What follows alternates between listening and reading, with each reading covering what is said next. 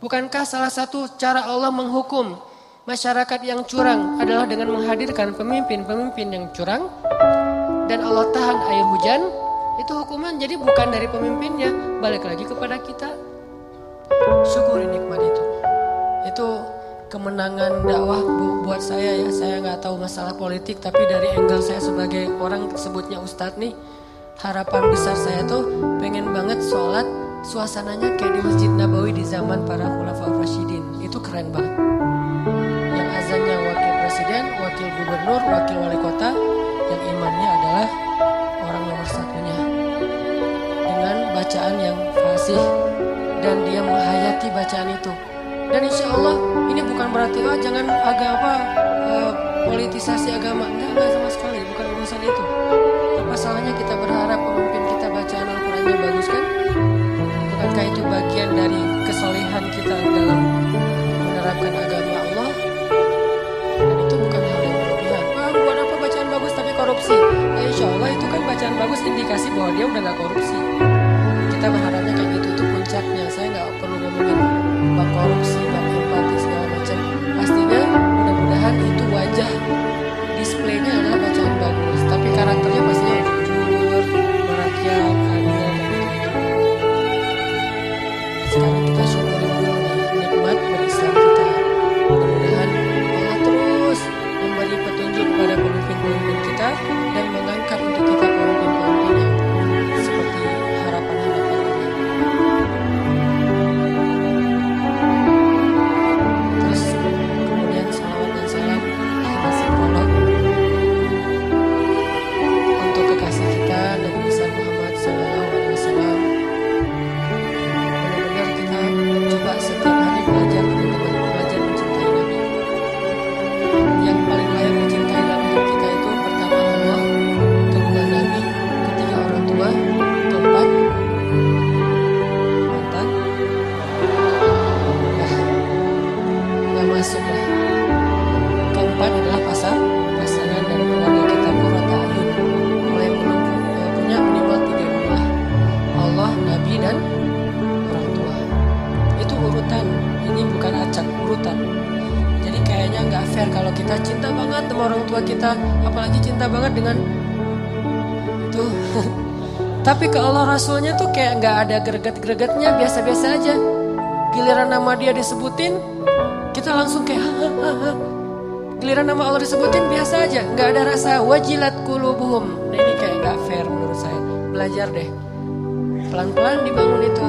Takjub sama Allah, ingat betapa baiknya Allah sama kita. Takjub sama Nabi, ingat betapa baiknya Nabi sama kita. Kalau saya sekarang membiasakan setiap, karena saya pengen respect banget sama Nabi semampu saya. Kalau sholat sama Nabi itu saya takzim, menghargai. Misalnya Allahumma sholli ala sayyidina, takzim banget. Kenapa? Sosok yang memang layak ditakzimin. Gak usah kita, malaikat aja takzim sama Nabi. Apa takzim tuh? Kayak apa, hormat banget ya, respect banget. Malaikat aja respect banget sama Nabi Muhammad.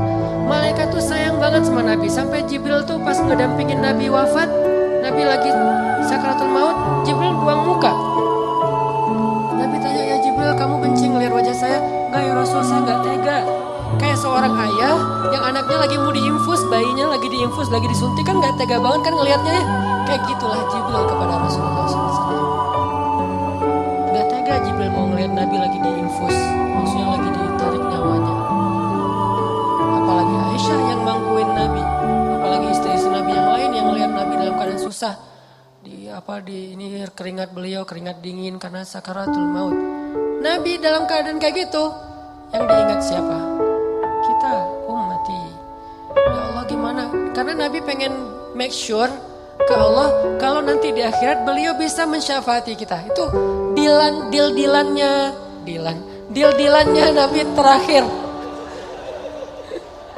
Maaf saya nggak mau promosi. Dan saya juga nggak nonton soalnya.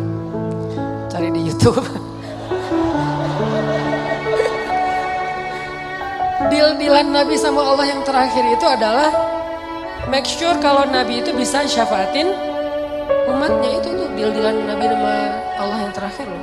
Ya Allah, beri saya kesempatan mensyafaati umat saya, beri kesempatan umat saya masuk surga duluan, umat saya, sampai Allah ya, baru tenang beliau kembali kepada Allah. Itu permintaan terakhir Nabi. Kalau kita kan permintaan terakhir mungkin gak akan keingat orang lain, jangankan orang lain, mungkin keluarga aja gak ingat, pasti diri sendiri yang kita pikirin kan. Kalau Nabi yang dipikirin orang yang gak kenal sama beliau. Terus kita kenapa masih kikir untuk berselawat sama beliau? Beliau aja gak kenal sama kita, terus berusaha untuk memberi syafaat buat kita, masa selawat aja males? Sallallahu alaihi wasallam. Dan kenabian beliau memang luar biasa. Saya baru dengar ada sebuah cerita keren ya. Itu ada seorang laki-laki namanya Ahmad.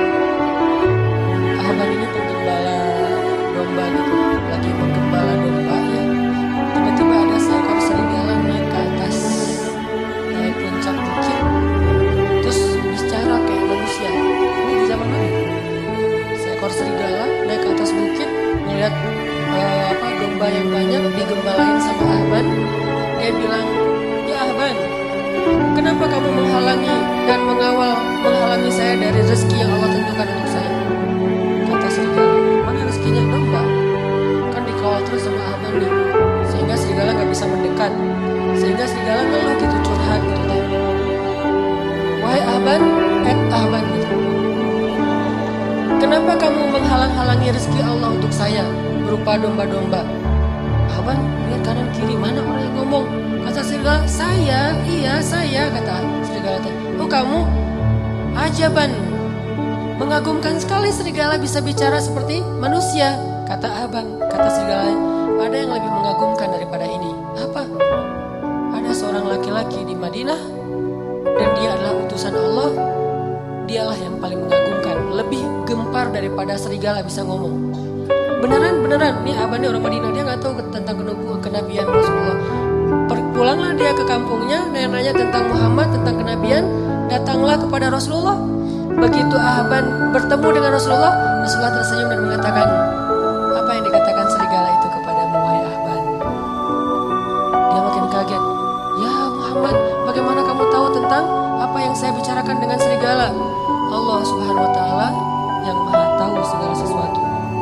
Akhirnya asyhadu an la ilaha illallah wa annaka rasulullah. Banyak banget bukti-bukti kebesaran itu. Jadi nggak usah ragu lagi bahwa Muhammad sallallahu alaihi wasallam adalah utusan Allah, orang terpilih yang Allah aja udah maafin kesalahan beliau, tapi nggak menyebutkan kesalahannya. Tapi Allah maafin, tapi nggak disebutin kesalahannya. Saking mulianya Rasulullah sallallahu alaihi wasallam. Jadi teman-teman yang dirahmati Allah, mudah-mudahan walaupun ini disebut prolog, tapi ini juga bagian dari konten penting buat kita sadari.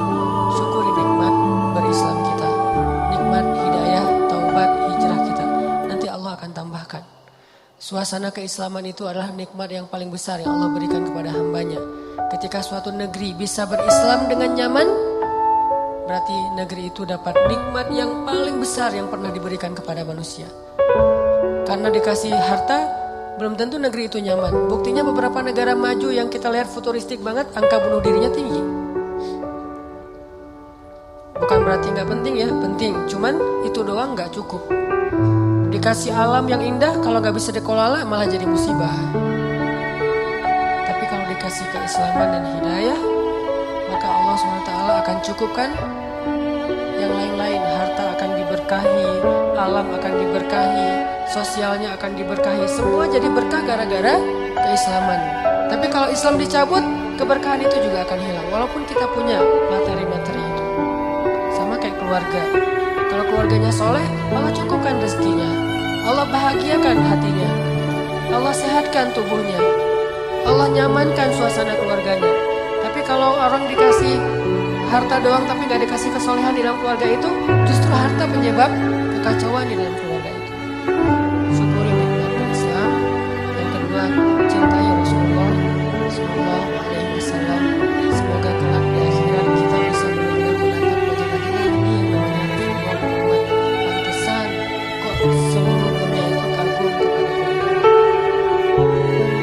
Tajdid perbaharui. Kalau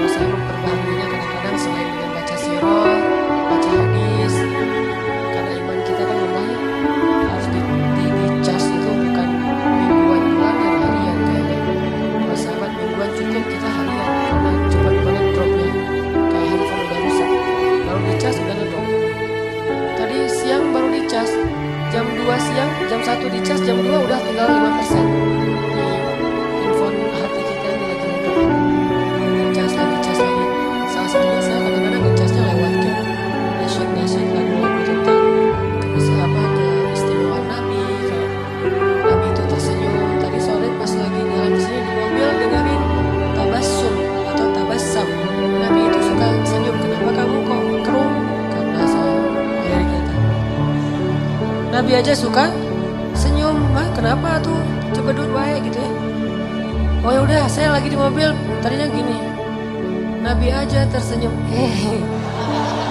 Itu mendoktrin loh, ke bawah loh. Makanya lagu itu penting juga ya. Jadi buat seniman-seniman, para musisi nih, saya support sebetulnya dengan bakat seni, musisi atau apa, selama itu didedikasikan buat hal-hal yang keren. Terus Nabi, laukana bainana, Nabi seandainya Nabi ada di tengah-tengah kita, itu benar-benar haru loh. Refresh, kayak kita nge-refresh semangat dengan mantan lewat lagu-lagu melo kan ya. Begitu dengar backsound aja, nggak usah lagu, backsound sebuah booster tentang yang kayak gitu-gitu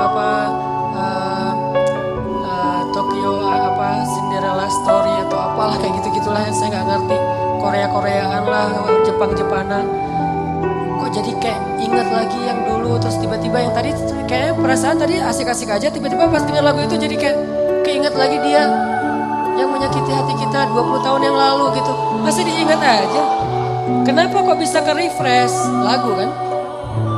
Dengerin deh lagu-lagu tentang Nabi biar kita jadi salawat-salawat tentang Nabi biar kita kayak nge-refresh hati.